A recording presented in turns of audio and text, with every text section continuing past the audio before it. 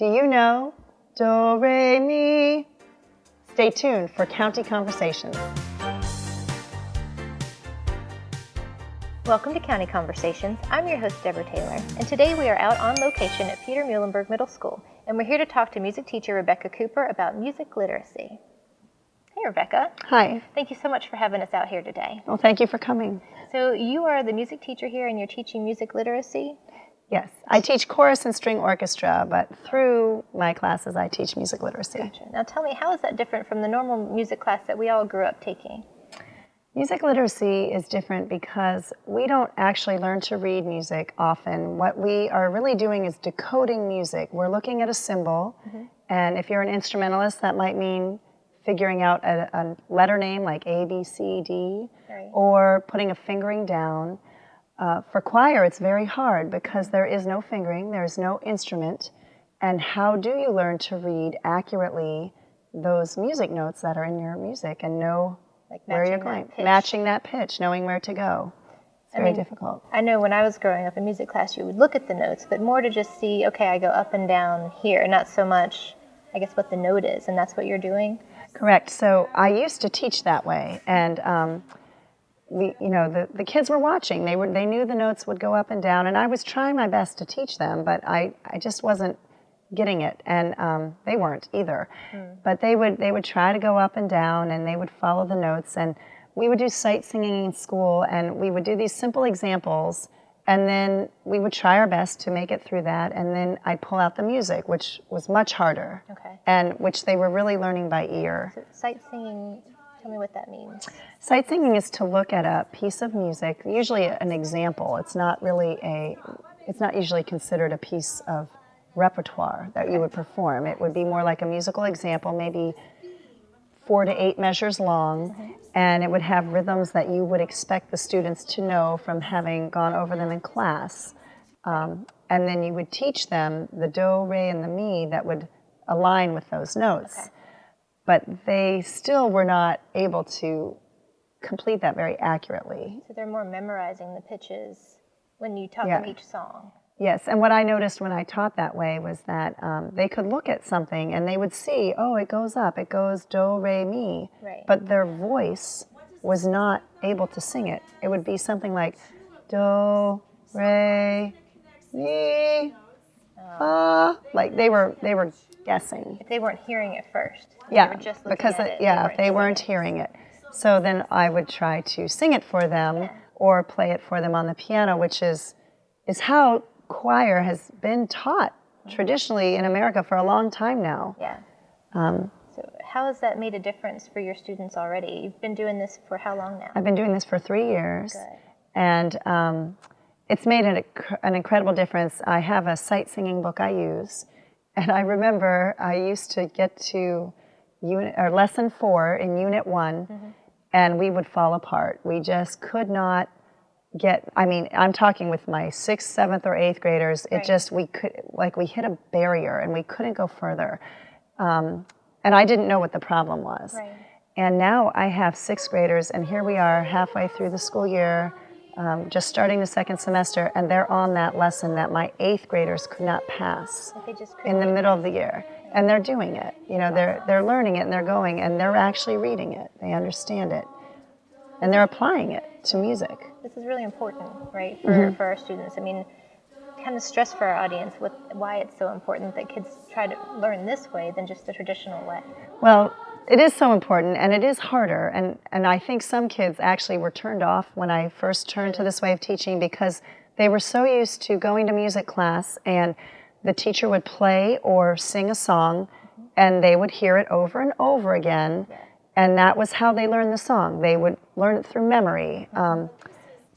And I didn't want them to learn that way.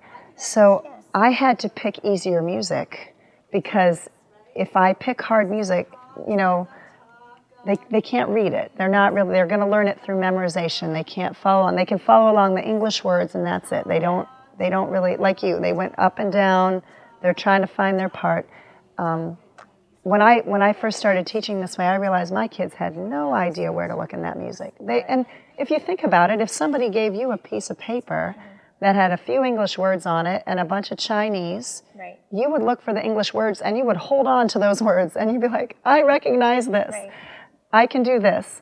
And that's how it is with music. They're not able to look at that many of the times and figure it out. And so this class makes them independent. And that's so important to be able to, as a singer, get something and carry it on to your next song. It's not about me reteaching, or putting a song for them to memorize, re-demonstrating the same line of music 20 times in a row and still saying that note is off.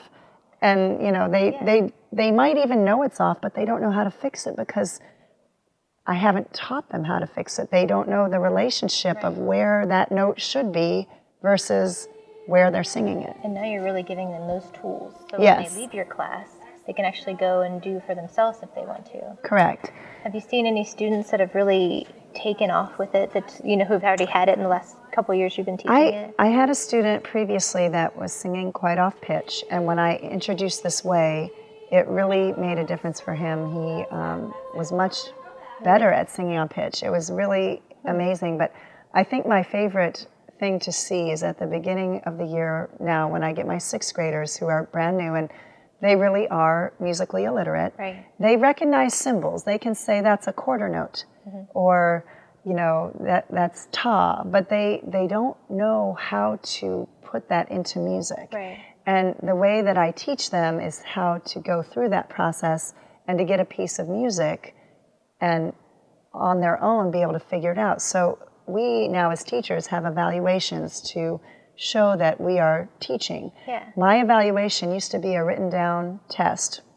Do you know what this symbol means? That's a quarter note. It gets 1 count. Yeah. This is a whole note. It gets 4 counts. That's good information. Yeah. It's not higher level thinking. Now, my post and test and pre-test, I give them a melody. I never sing that for them, but I make sure it's on their level. Right. It's a level that is equivalent to what we have taught or gone over in class. Right. And they have to perform it in 3 ways. And the first way, it sounds kind of funny, the first way is called takadimi. Okay. And that is our rhythm system, which is like ta, ta, ta-dee, tu. Okay, but it's hitting the notes. It's just counting, really, Okay. counting. Gotcha. The second way is solfege. That's when they have to sing. And of course, then they're learning, because when they sing the solfege, they should be also singing it in the counting. So Right. they have do, re, mi, and I don't sing it for them. So they have to find do. Yeah. They need to know the relationships of the notes visually and orally on their own. Yeah. And then the third step, which surprised me, but it was actually the hardest step, was putting all of that rhythm system and the solfege system underneath and putting the lyrics in. Really? You would not believe you could have a kid sing perfectly, do, re, mi, and then you add words and they'd be like, the storm went out. Like they would be So on a totally different tune. And you think, why is that happening? But when you look at it, look at all the higher level thinking that's going on. They're thinking rhythm. They're thinking pitch, but now they're no longer able to say what they're thinking. They have another layer of reading, which we know reading can be tricky, just reading. Right. And they're doing all these things, and they really have a hard time, which is why I now use hand signs. And that's really important for the kids. It gives the singers, this is do, and they do this symbol, and it gives them, like, they can think it, they see it. It gives them, I think, a fair way to an instrumentalist who, if I go to the piano and I'm going to play something, I feel it. Well, how do I feel what I sing? Right. I don't know what's going on in here. It associates better for 'em. I can't control that really unless I mentally think of it, and then I can control it. So I'm really giving them tools where they can look at a piece of music without me, without anybody else, without a piano. I tell my piano players, I said, don't you dare go home and play that on an instrument. I said, or you're just cheating yourself. I mean, you're teaching them at a granular level, so that way they really sticks with them and they really get it. Yeah, and it's really exciting. I'm very excited about it. I wish I had been taught this way, but what's so fun for me is seeing how I taught for so many years, 16 years. Right. I was a good teacher. Right, definitely. But now I can really give them independence, and they are able to look at things on their own and read. Yeah. And my singers could not do that before. That's amazing. Well, I think we're going to take a quick break. But after the break, we're going to find out how Rebecca got started down this road. You're watching County Conversations.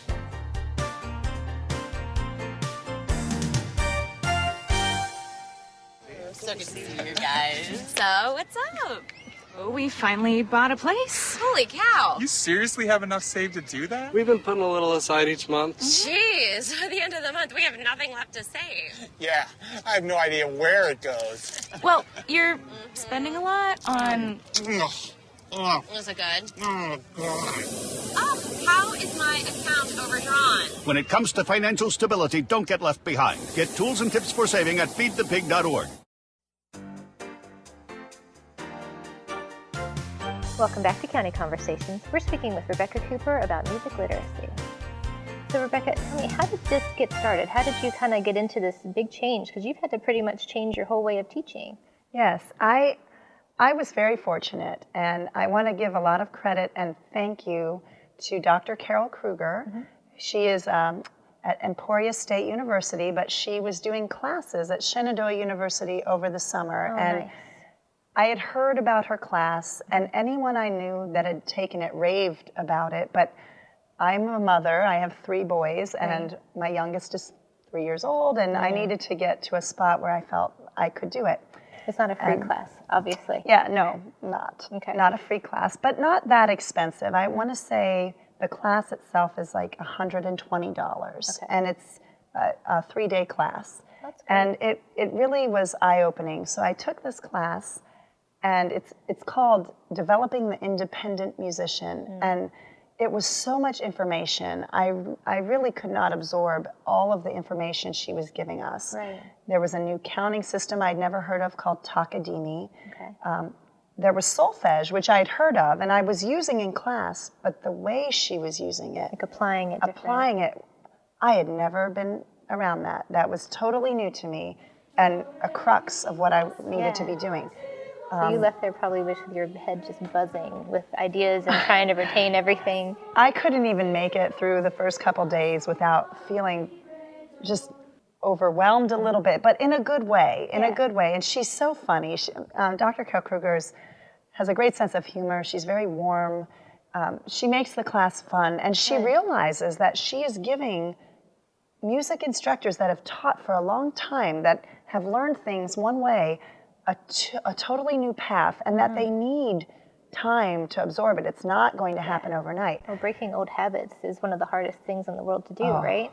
Exactly. And she owned that. She said, I was there. I had to break habits too. And it made it more comfortable, you know, to say, I can do this. She did it, and look where she is. Yeah, definitely. So it was really great. So you took the one class, but you've taken a couple since, you know, you keep going back. I retook the same class now for 3 years in a row. That's good. However, every year I gained more. And when I first came back after the first year, I only implemented what I was comfortable with. That was all I could do. A few nuggets that you were able to kind of take away. But I saw growth immediately. So you knew that was something you wanted to stick with. Yeah. One of the things she taught that I thought was really interesting was that she said, well, when you go to teach your chorus class and you want to make sure they're reading music, she said, you white out all the words. You know, go ahead just for learning purposes and make a photocopy of the music and white out those words. And what will those kids look at? What else can they Without look the at but words. the music? Yeah. And I remember going to the photocopying machine, and this is tedious, making a photocopy, whiting out all the words. And I was frustrated. One time I put the paper down and it was too quick and the whiteout got on the machine. I thought, oh my goodness. And I finally thought, I can be stubborn. I will just not sing those words. I will not allow myself to do it. I'm pushing the piano over to the side of the room. I will not play it. And How'd it that was work? it was hard, but I will tell you, it was an interesting thing to witness. And my 8th graders did not like it that year. They'd known me 2 years. I was doing something totally new, and they didn't. What are you doing? And it was harder. Yeah. It required more thought, and they were just like, just play it for us, or just sing the words. They would say to me so many times, when are we going to sing the music? I said, you are singing the music. Yeah. You're just not singing it in English. And they were very frustrated, but they learned. My 7th grade, I loved because they had had me for 1 year. And they had learned this way I had taught. But then they were open to me, and I said, I want to try something new. I took this class, and they were in it. They embraced it. They were a little embraced? slow at first, but then they did embrace it. Once they saw that they were learning, once they saw their growth, they bought into it. Yeah. My 6th graders didn't know any better, so that was fun they for had to me. like And they just accepted it. Right. And those 6th graders are now 8th graders. Do you see these kids that are now taking it this way as they get older? I'm sure you're able to follow some. Do they stick with music more than maybe they would have? You know, that's a great question. I think a lot of kids are sticking with music. What's exciting is the high school teacher took the class with me this past summer. And so at Central High School now, she is doing a lot of the same concepts. And so there's that growth and building When you of hand your going. students over But to her. remember that my 9th graders that are there now, they only had 2 years of this. So like it's an ongoing process. I'm really excited to see where the next couple years will be because they've been taught that way from 6th grade up. Yeah. And they'll go far. What's exciting to me is what you touched on in the first half is that even kids that we would have maybe written off as tone deaf, oh, they just can't sing, they can't hear the notes. This could really help them. It really makes a difference. They need that part of the brain that's analyzing the distance, that is logistically thinking through how does this make sense? And it reasons for them and it says, oh, it makes sense because this is my space. This is the relationship between Do and me. And they don't know it until they are told and given that information. That's wonderful. Yeah. Now, I know recently you got a grant actually to help you with this. Tell me a little bit about that. I was very happy to receive that grant. It was the iChip grant for innovative teaching. And I'd actually taken the course 2 times when I had taken that grant.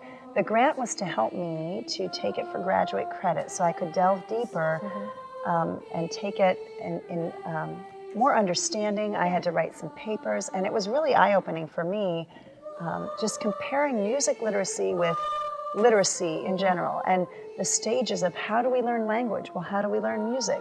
And how they integrate.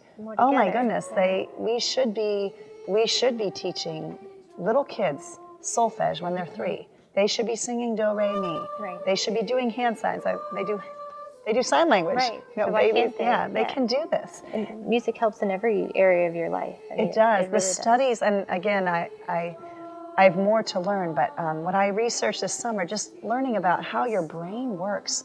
Your brain grows differently when you're exposed to music, and there is a window from age 1 till 10. They say 10 is about the cutoff for your music development or how far you'll actually, you can expand on it, but it's kind of like that window, as everything has a window. Age 10, that means I'm really getting them at their end, at their peak. What if they were doing this earlier? Yeah, like you said, in just kindergarten, if they were learning that when they were learning their ABCs, what the difference that would make. Well, it's amazing. I'm so glad that you were able to do this because the better you know, the better you're able to relay it to the students. Yes, and it's changed me as a musician. I am a much more solid musician. And I thought I was pretty solid before, but we all can continue to learn. For other music teachers out there or parents, what can you do to stress to them how important this way of learning music really is and just to try to embrace it more? Well, it's just like learning to read. Would we give our children sight words and then not give them books? Would we just have them memorize things and not learn to read? The beauty of it, again, when you're literate, you can silently read something and enjoy it. We can have silent reading time and have a book, and that unwraps in our mind, and we see that story in our mind.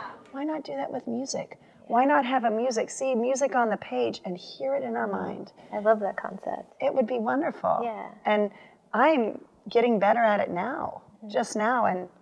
But you've studied for how long, and you're still having to work so hard on it. And it's getting easier, but I'm still working. But it's made it so much more exciting for me too. That challenge, that learning something new, and seeing my kids' growth has really invigorated me. Seeing them become independent, it's like a parent. Yeah. You don't want to raise your child to have to come home and live with you and be dependent on you the rest of life. You want them to live their life. You want them to do their thing, and we want that in music. We want them to go out and sing, not have to come to Miss Cooper and say, hey, I want to learn a song, can you play it? Yeah. Well, I love seeing how passionate and excited you are about it. I love music myself, so I'm just excited that we have someone here in our county that's really taken that extra step and going further for our kids. Now, if anybody in the area, say parents or other teachers, have questions or just wanted to talk to you about it, what should those people do? Oh, I would really encourage them to email me here at school, to call me. I'm very open to talk about it. It's very important. Good. I think that we could change young kids, their lives, and their passion for music by giving them these tools. I agree, definitely. Well, thank you so much for all you're doing in our community and with our kids. We can't thank you enough. Thank you. Well, thank you for watching County Conversations. I'm Deborah Taylor, and I'll see you next time. Now here's going to be the cool thing. I'm going to go that far from the beginning, and I would like you to somehow do this motion and magically turn your page like this. Somehow. All we have to do is Do it with one hand and turn your page or something.